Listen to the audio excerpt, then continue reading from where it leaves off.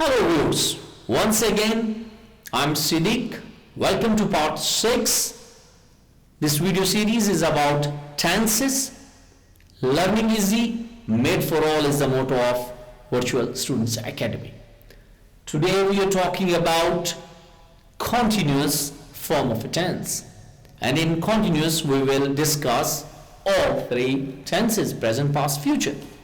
So let's begin with present continuous tense. If you go back in my previous videos, you remember we always use a subject, then we have to bring a helping verb, and then verb with ing, and last thing is remaining part of the sentence. So look at the first example. The boy, this is subject. Now I bring the helping verb is feeling, first form plus ing, happy.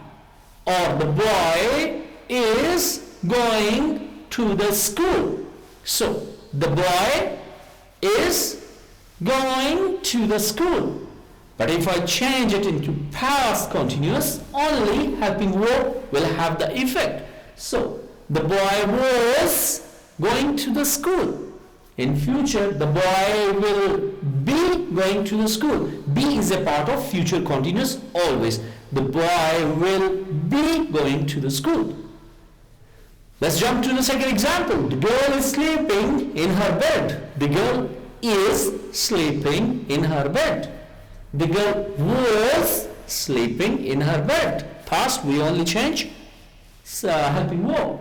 The girl will be sleeping in her bed. The girl will be writing a letter. The girl will be going to the market.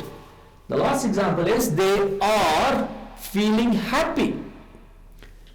Are, because there is a plural subject. So I have to bring are. They are feeling happy. They were feeling happy. Past continuous. They will be feeling happy, like we discussed.